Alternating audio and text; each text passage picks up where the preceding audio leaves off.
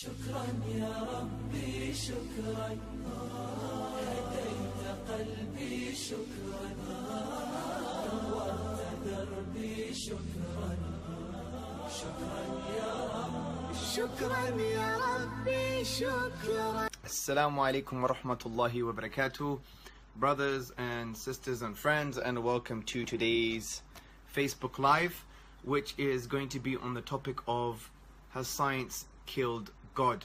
Now, what this topic basically is addressing is, does science lead to atheism?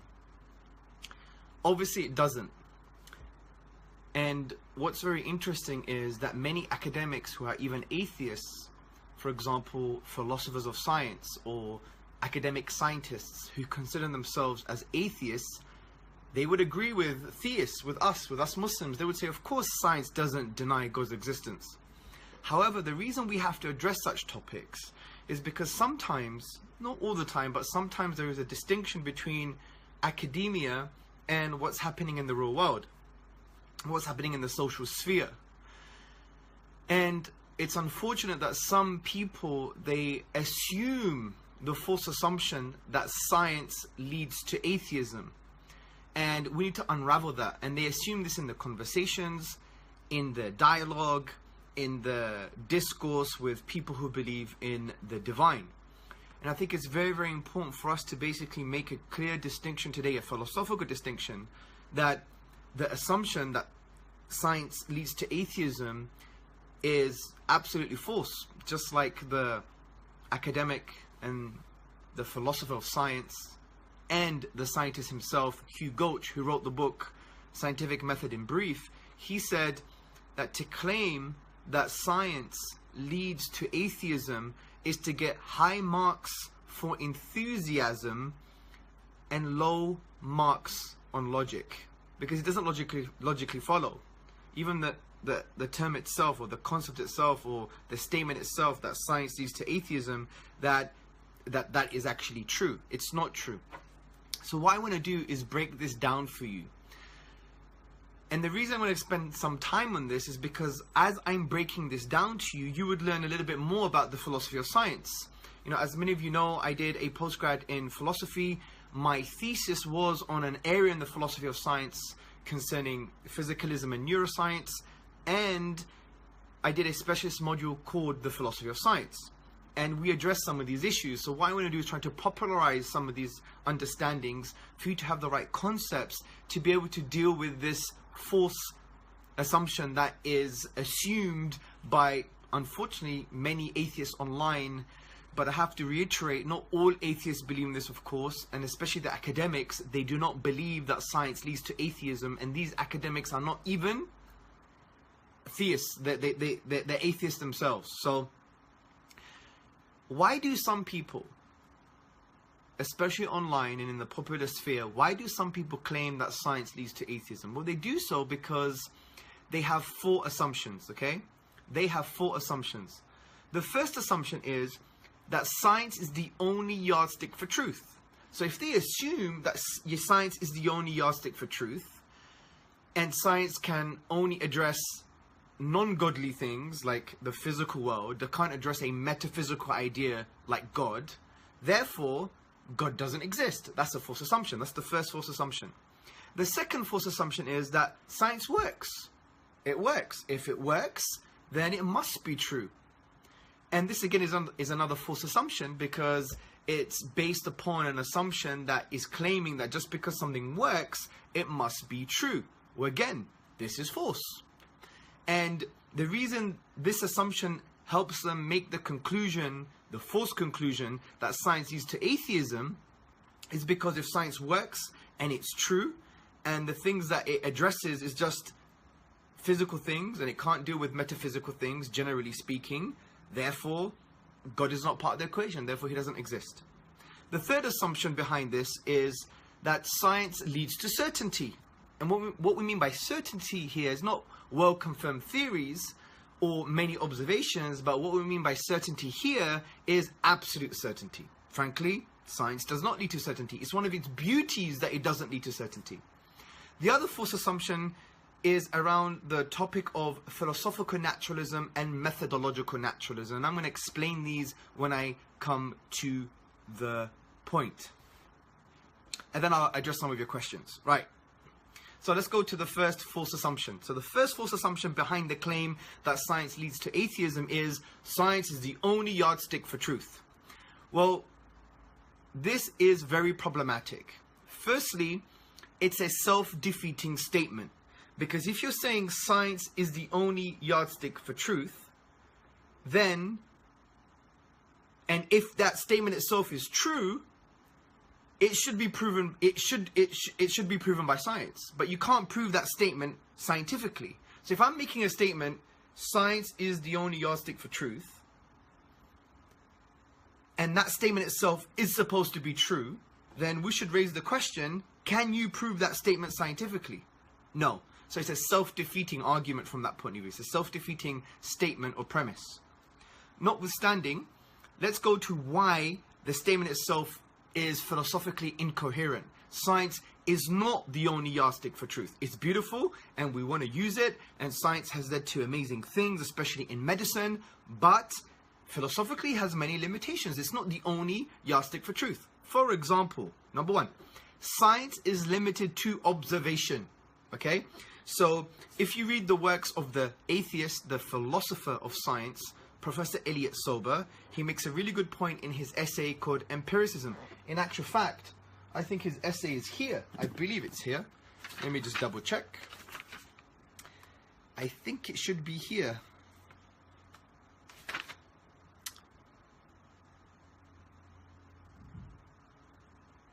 No, it's not. It's probably in the other book somewhere else. But it's to do with the philosophy of science and epistemology and all of those things. Anyway, so Professor Elliot Sober, he basically says in his essay Empiricism, and he's a philosopher of biology, a philosopher of science, he basically says at any point in time, scientists are restricted to what they can observe. They're restricted to the limitations of their observations. In other words, and I'm paraphrasing his statement, in other words, he's basically saying that we're always going to have a limited number of observations. We're never going to have the total number of observations for a particular phenomenon. We're never going to have an infinite number of observations. So from that point of view, if at any particular moment in time, science and scientists are limited to the observations at hand, then it follows there may be another observation that can be at odds with your current conclusions. It could be at odds with your current conclusions. So therefore, the thing that you consider the truth may not be true, because you may have another observation or another perspective that you haven't observed or seen or acquired that can contradict your previous conclusions. So it has limitations. So you can't say it's the only yardstick for truth.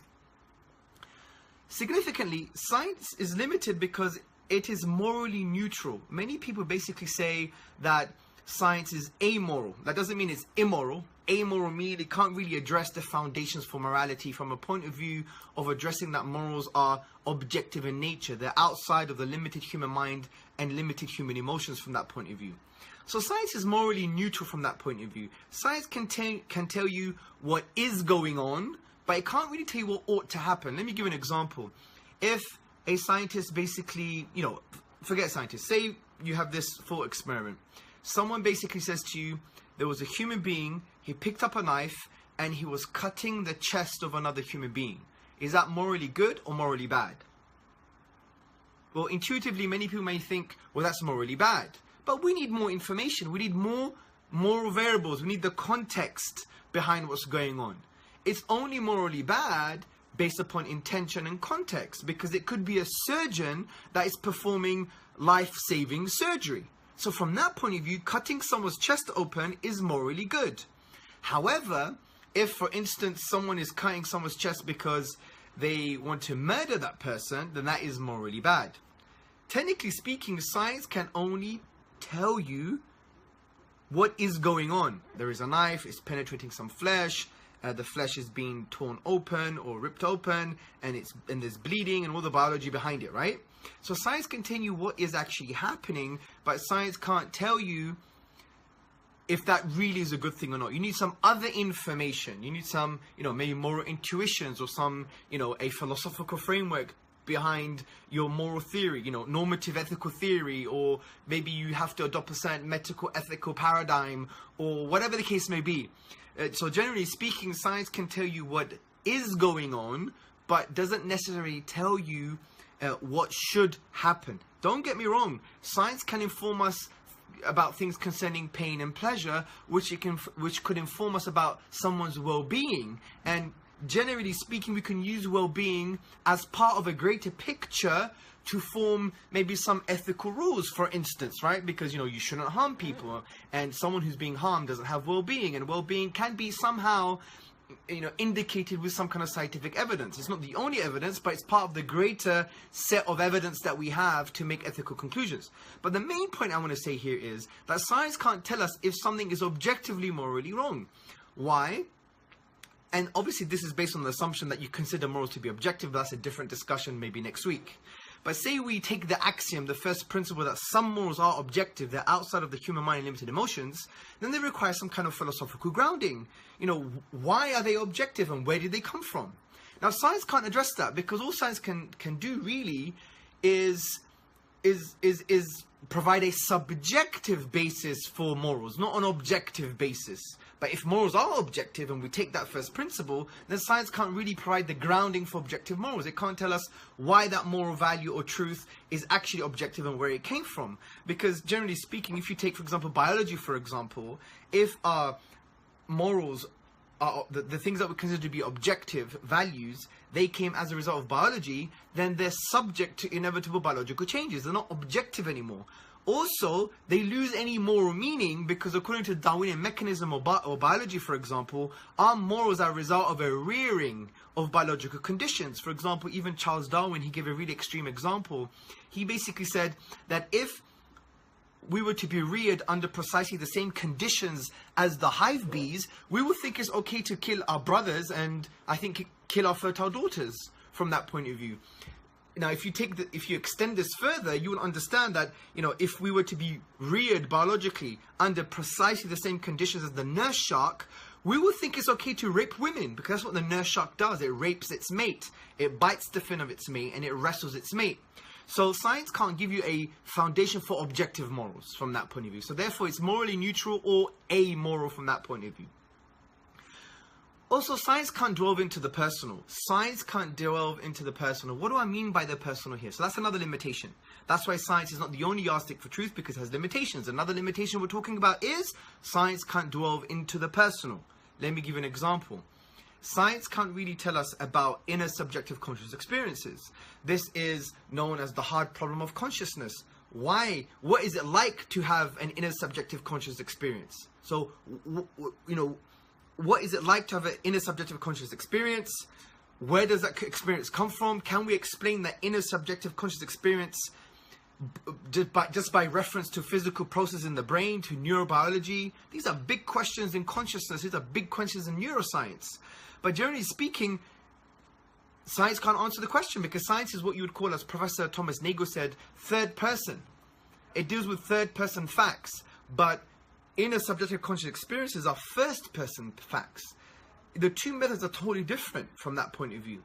And this is a much lengthier discussion which I'll address in forthcoming Facebook Lives concerning the hard problem of consciousness, and if science is equipped, or if neuroscience is equipped to deal with the hard problem.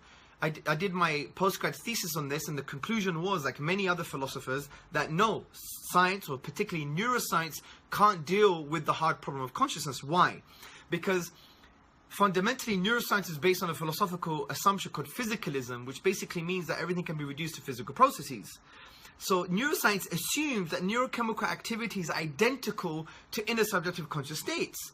But that's an assumption that requires philosophical thinking. Science itself can't deal with it, can't really tell us what it's like for a particular individual to have an inner subjective conscious state, and why that inner subjective conscious state arises from neurobiological happenings, okay? So science can't deal with the personal.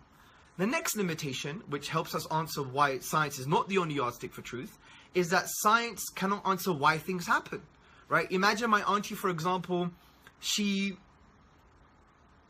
baked a cake for us, okay? A really nice cake. So my auntie, she baked a really nice cake. And my auntie is a really good cook. Alhamdulillah. So she baked for us a cake and she gave it to us. But she didn't say anything, then she walked away. If I asked you the question why she baked the cake, you would never know. Because it's based on something personal and based on intention. But if I asked you how she baked the cake, now without even asking her, based upon the cake itself, you could do some science and whatever the case may be and do some tests, and you could understand how the cake was made just by testing the empirical reality. But to understand her intentions and the why, which means having a purpose, is not really a scientific discussion. Science tells you the how, it doesn't really tell you the purpose or the why.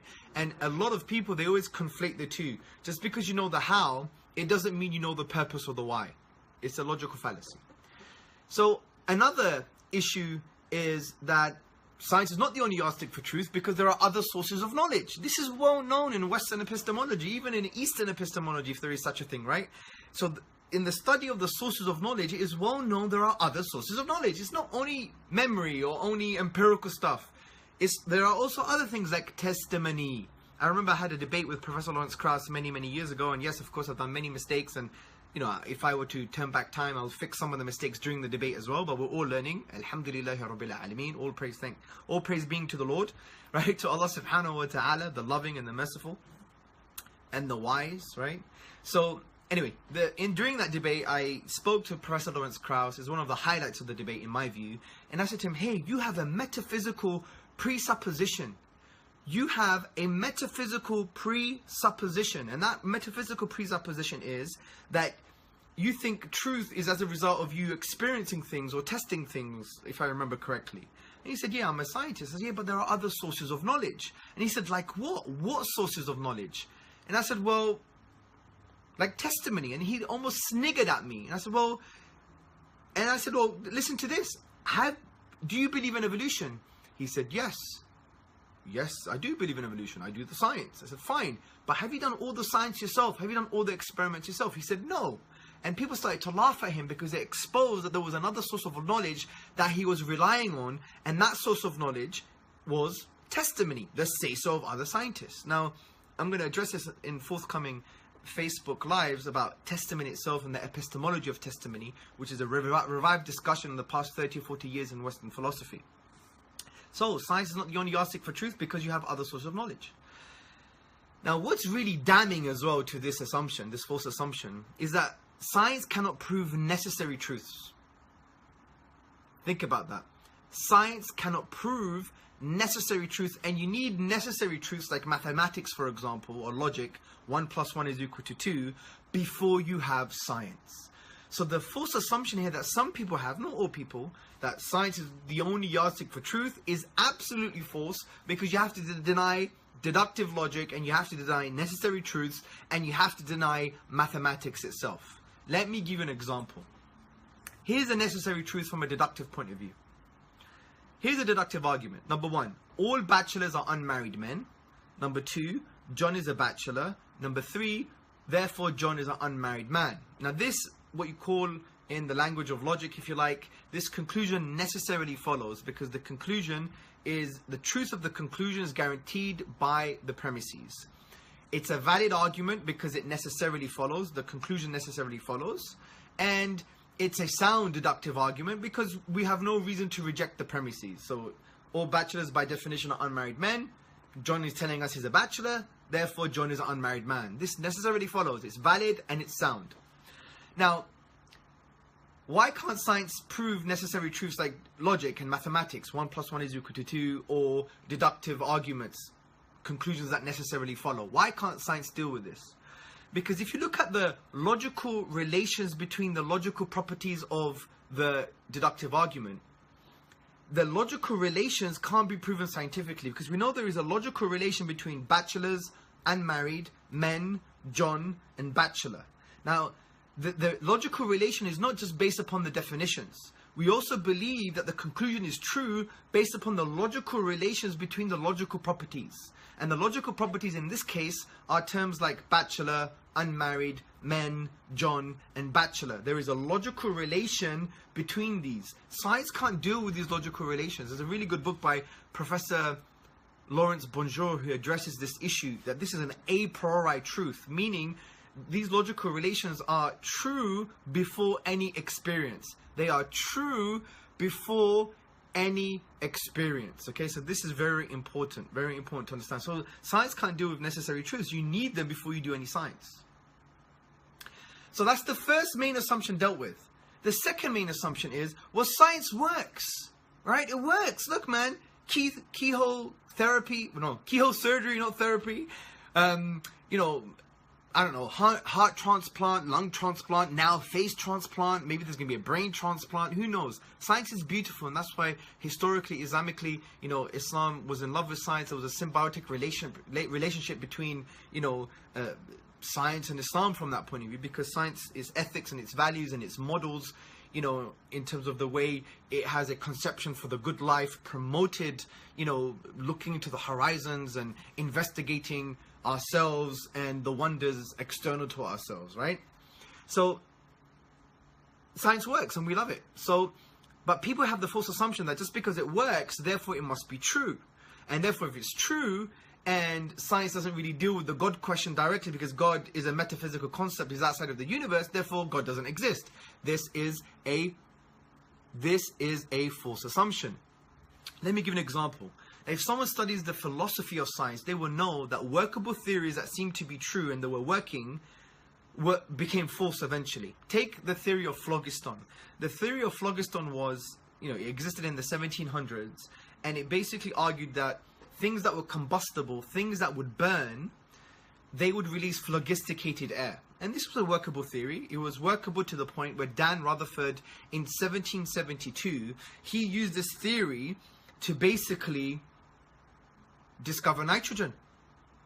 There you go, he discovered nitrogen.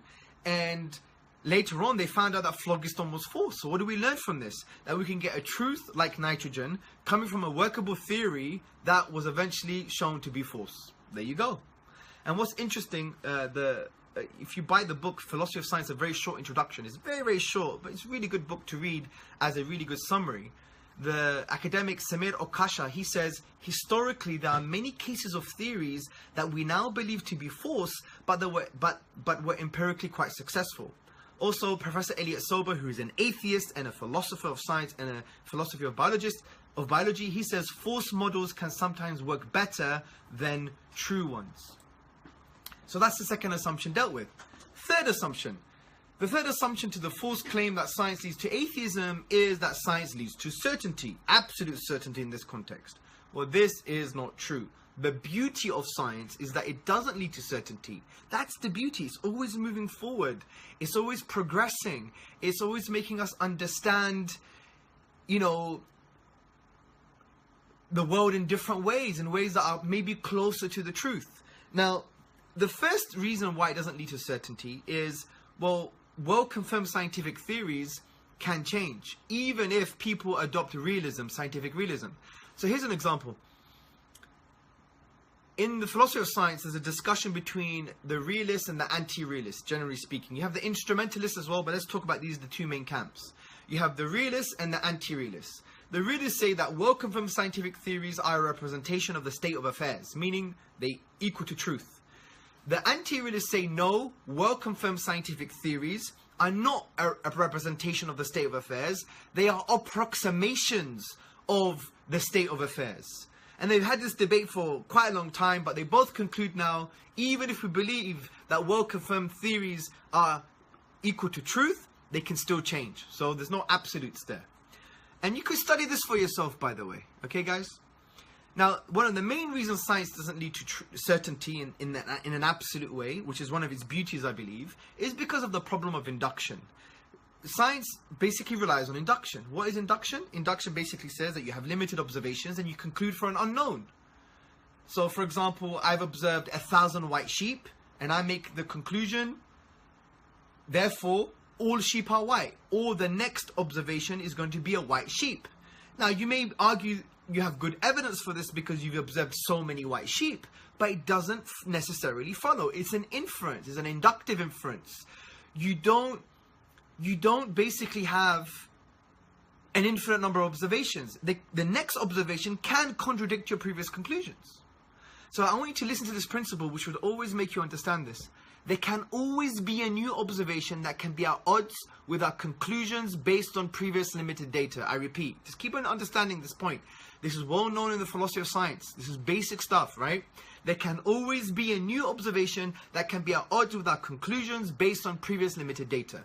As Gillian Barker and Philip Kitcher said in their book Philosophy of Science, a New Introduction, published by Oxford, they said, science is revisable, hence to talk of scientific proof is dangerous because the term fosters the idea of conclusions that are graven in stone. Now, I want a note on falsification here. Now, I wrote an essay that you can find on my academia profile. If you go to, I think it's called academia.edu/a.Tzortzis. There's an essay on Popper and his view on the scientific method. Now, Popper understood that there was a problem with induction, that science doesn't lead to certainty, and he basically came up with the idea of falsification, which basically means he was saying that you can't prove scientific theories to be true. You can't prove scientific theories to be true, but you can prove them to be false. This was the Popperian understanding of science, okay? And why did he say this? Because he said, if a theory claims that something will be observed under certain circumstances, and it is not observed, then the theory is proved false. For example, here's a theory. All birds that die on Friday will do so in mid-flight. How do you falsify this theory?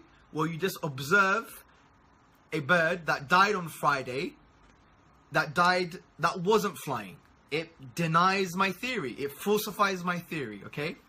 Now, but the interesting thing here is, it's a very shallow view to think that if a theory's been falsified, it means it's wrong. So Popper was right. You can't absolutely prove theories to be true. So he said, well, we could prove them to be false. Absolutely. That's wrong.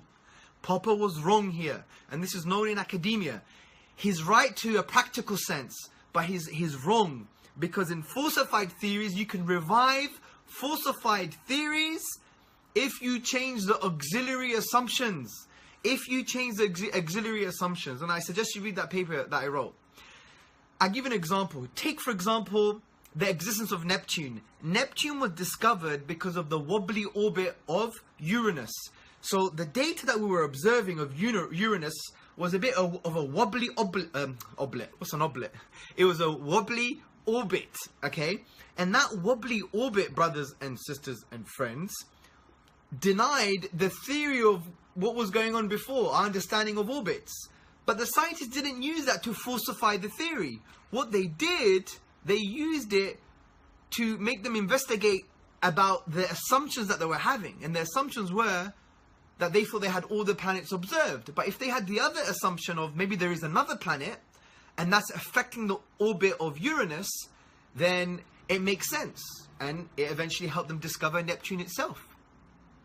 So falsified theories can be revived if you change the auxiliary assumptions. And we have this precedent in the philosophy of science when you're, and just search it up when you study the existence of Neptune and how they discovered Neptune. Again, Samit Okasha says, and this is very interesting to say, pick virtually any scientific discipline you like, and you can be sure that the prevalent theories in that discipline will be very different from those 50 years ago, and extremely different from 100 years ago. Now, one would argue here, okay, now we're done. So that's the third assumption. Now the fourth and final assumption before we go into question and answers is about philosophical naturalism and methodological naturalism. So the claim that science leads to atheism is false because one of the false assumptions is that some people who make this claim, they assume, and listen very carefully, they assume a non-scientific philosophical assumption called philosophical naturalism. What is philosophical naturalism? It's the worldview, it's the lenses that someone puts on their face in order to understand the world. It's the lenses that someone puts on their face in order to understand the world. So they start it with as a first principle. And philosophical naturalism says that there is no divine, no supernatural, everything could be explained by physical processes. They already assume that. If you assume that, then no matter what you see in the real world, you're always going to agree with your previous assumption, because that's the thing that you're first seeing through. This is how you understand the world. You already made the claim without any evidence. It's your philosophical position that there's no divine, no supernatural, everything could be explained by physical processes. If that's the case, then you'll never see the divine from that point of view. You'll be blinded from that point of view. And even the atheist, the professor of philosophy, Professor Michael Rules, he says, if you want a concession, I've always said that naturalism, in this case philosophical naturalism, is an act of faith. So people who make the claim that science leads to atheism, they adopt a non-scientific philosophical assumption called philosophical naturalism. Also, what they do is they misunderstand methodological naturalism. They think methodological naturalism is the same as philosophical naturalism. They conflate the two. Why is that the case? Because generally speaking, scientific conclusions are based on something called methodological naturalism. Methodological naturalism basically says for any scientific theory to be scientific, okay, for any scientific theory to be scientific, it cannot refer to God's power or God's creativity. It doesn't mean God doesn't exist. It's just for things to be scientific, you can't refer to God's power or God's creativity. You can only refer to physical causes. Fair enough. Even Islamically, it's not a problem. You could be a methodological naturalist. You could say, right, these are the physical causes that God has used to manifest his divine power. No problem. And we don't have to mention his divine power in the scientific theory or conclusion. Not a problem. But because scientific theories don't refer to God's existence because they adopt methodological naturalism, then people make the false assumption, therefore God doesn't exist. But that assumption now, you're conflating methodological naturalism with philosophical naturalism. And that is the problem. And that is the big problem, because methodological naturalism is not a philosophical worldview. It's just a practical perspective on scientific conclusions that make us understand science in a way that is progressive and in a way that gives us good answers, which basically says, do your science, you can believe in God, but when you do your science, don't refer to divine activity or creative power. And that, generally speaking, is not a problem for Muslims, because we believe that the physical universe is a manifestation of God's divine activity and power. That's not a problem. So what they do is they conflate the two. They think just because science doesn't refer to divine activity, creative power, therefore he doesn't exist. No. And this is why the evolutionary biologist Scott C. Todd, he said, of course the scientist as an individual is free to embrace a reality that transcends naturalism, meaning in this case, methodological naturalism. Also, another problem is that people think just because science tells us the how, we think there is no why. That's a false assumption as well. Because yes, science can tell you the how, but it doesn't really tell you the why or the purpose behind something. And just because you know more of the how, it doesn't mean now there's no need for the why. Okay? So, science does not lead to atheism. It's a false perspective. Even atheist academics don't agree with this, but unfortunately some popularizers have this assumption. And as we said, science cannot observe God from that point of view. Science can only deal with observations. God, by definition, laysa kamithlihi shay. There is nothing like unto him. He's outside of the universe. He's metaphysical from that point of view. Therefore, you know, science can only stay silent on the topic. Yeah. Also, there are other sources of knowledge. You know, we shouldn't conflate between methodological and philosophical naturalism. Explaining how things work do not disprove that they have a creator.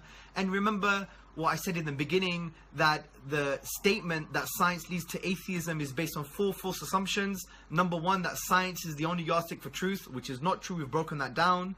The other false assumption is, number 2, that science works, therefore its conclusions must be true. Again, that's a false assumption. Number 3, the third false assumption is that science leads to absolute certainty, which again is not true, as we just discussed. And the fourth and final false assumption is the misunderstanding of philosophical naturalism and methodological naturalism. So we've addressed the 4 false assumptions that give a basis to the claim that science leads to atheism. We've broken that claim, and I go back to the beginning quote that I mentioned from the philosopher of science and the scientist himself, Hugh Gauch, in his book Scientific Method in Brief, when he said that to claim that science leads to atheism is to get high marks for enthusiasm and low marks for logic. So there you go. I think we have, inshallah, God willing, solved the problem. But I think more important questions arise, brothers and sisters and friends, which is, number one, has science made God irrelevant? I got this from Mr. Cumberland, I think his name is, from Twitter. Thank you very much, sir. It's a very good point. Has science made God irrelevant, right? Or has science made religion irrelevant? But these main questions I'm going to address in another Facebook Live, God willing. But let's stick to the topic that we just mentioned. So, any questions? Any questions?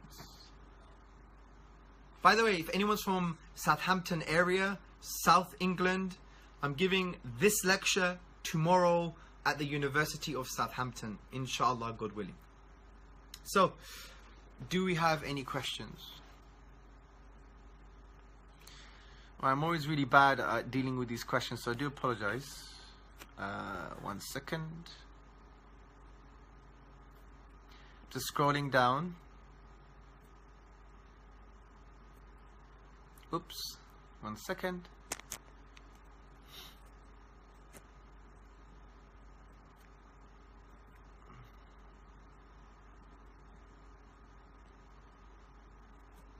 So I'm just scrolling down. Some of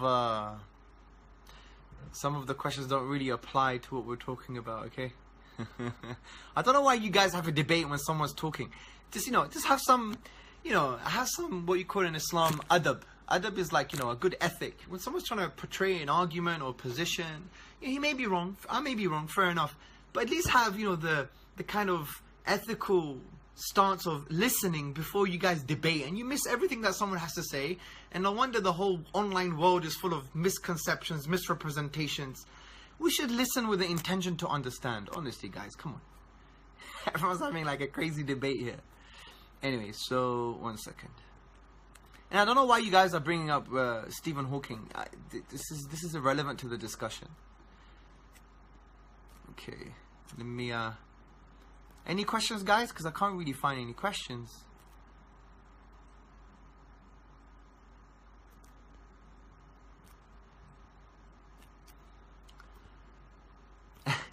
Julie Hitchery said, I want to try keyhole therapy. Yeah, I meant keyhole surgery. I do apologize. 1 second. Chad Start says, weird how these are the same arguments that different religions use for God, different gods. I agree, but this is not an argument for God, so it's a misplaced comment. Valid comment, but it's a misplaced comment in this context. I'm not trying to prove a God's existence here. All I'm saying is that science doesn't lead to atheism, so your comment doesn't really address what we talked about today. We could address your comment. Let's try and find questions that are really dealing with the topic itself.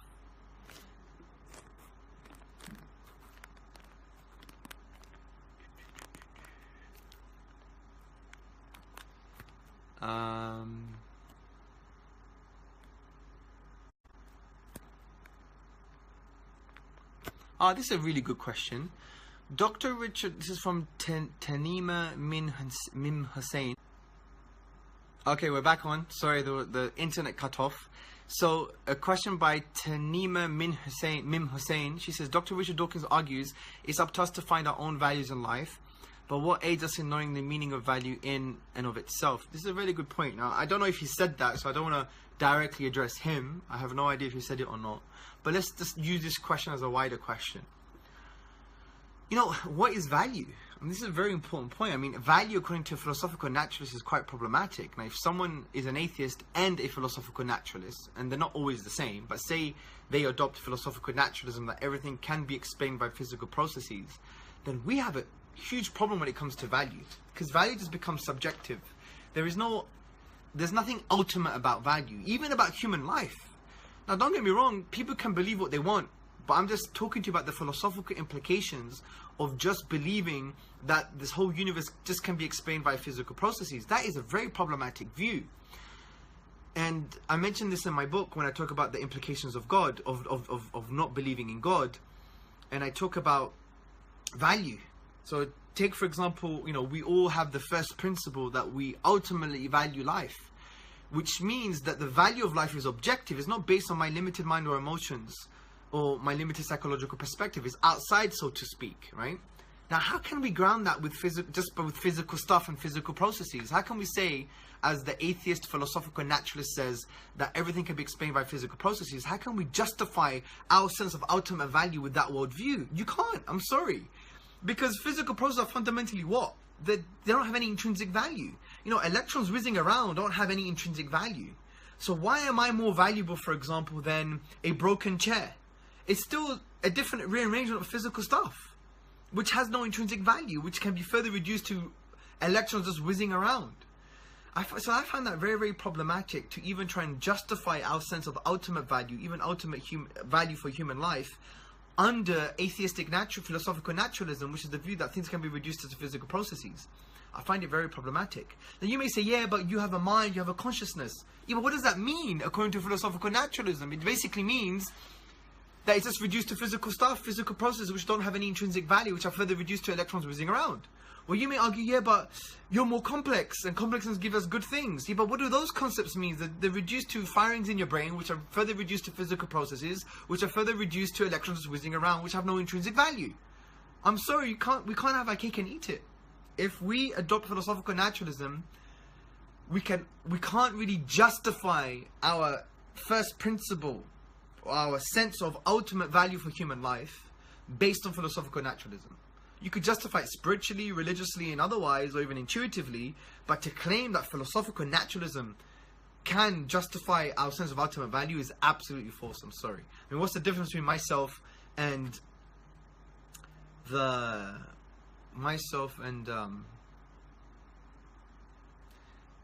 bacteria on a dead rat? According to philosophical naturalism, not much really. It's just a different arrangement of physical processes interacting in different ways that could be further reduced to electrons whizzing around, which have no intrinsic value. So I'm sorry, we can't have our cake and eat it. So the logical implications of this worldview are that you can't justify the very things that make you human.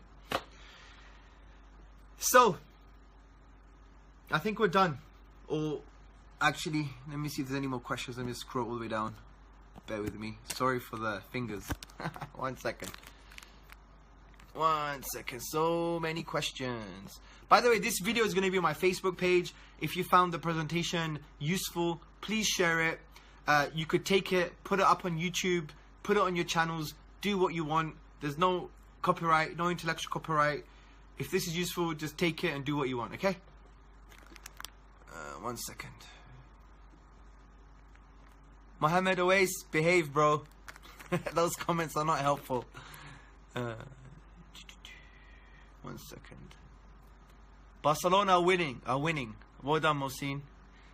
Mohsin, how's Slough, bro? Yeah, behave, okay? You're not supposed to be watching football if you're watching this, yeah? May Allah bless you. Okay, 1 second.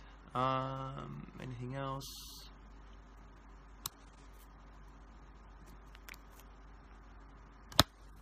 So I'm trying to get some questions. It's very hard on my phone, so I do apologize. This is very good. So Tamim Farouk, very good point. He says, how would you respond to the one who claims that we can become content with creating our own purpose and value, assuming no objective value exists? Well, you know what? Everyone has a right. Everyone has a right to try and, you know, understand some kind of value, okay, for their life and a purpose for their life and some type of meaning. You know, one professor said that, you know, we should engage in meaningful activity in our lives, so that meaningful activity could be a barrier and a buffer against the existential angst that we suffer from as a result of our mortality. I thought that was very deep, because if you engage in meaningful things, then you forget about, you know, the depression of that your life is not gonna last forever. Look, philosophically, so emotionally, people could do what they want, right? Let them make things up for their lives, right? No one can. You can't force anyone to have your perspective, you know. However, philosophically, it's incoherent, I think. Because if we claim that there is no ultimate purpose for our life, but then we start to attribute purpose for our own existence in a subjective way based on limited minds and emotions, for me, that would be equivalent of children when they play. If you see them play at school and nursery, in kindergarten, they pretend to be like doctors and nurses. They say, let's pretend to be doctors and nurses. ultimately they're not doctors and nurses, but they pretend to be doctors and nurses. Likewise, if you believe there's no ultimate purpose for your own existence, but yet you attribute some purpose for your own little life in a subjective way, it is no different from saying, let's pretend to have purpose. And from a philosophical point of view, I don't find that appealing. I don't find it appealing. Now, this idea comes from a kind of a French existential understanding. I think it was from from Sartre, who talked about nothingness. And intrinsically, some of the existentialists, they basically said that life itself is intrinsically meaningless. We only attribute meaning. So they said to empower yourself, fundamentally understand that nothing has meaning, but things can have meaning if you decide and choose to have meaning for your life and for things. And that would therefore give you a new realm of possibility to have different meanings for your life. But I find that still problematic philosophically, because if fundamentally there is no meaning for anything, you giving yourself meaning is like a contradiction, because how can meaning come from no meaning? Then you may think, oh, but it's subjective meaning. There's no objective meaning, but you can have subjective meaning. Yeah, but I find that problematic too. I don't find that coherent. I find it psychologically problematic, because I think what drives a human being is a sense of meaning. You know, because what does meaning mean? It essentially means closer to the truth. That's what it really means. It's meaningful, meaning it's true, or it's close to truth. And it has some kind of value outside of yourself, outside of your limited perspectives. It's not subject to your limitations, to your limited minds and emotions. And you may argue, well, Hamza, get over it. Yeah, just get over it. Well, fine. I'm not saying it's a problem. I just find it problematic philosophically to argue that you have no meaning and purpose for your life, but you would attribute to your life. For me, it's just like kids playing in a playground saying, I'm a doctor and I'm a nurse. It's like we're playing with life. And intuitively, you know that doesn't make sense. It doesn't make sense. So, next question. By the way, I could be wrong. These are my musings. One second.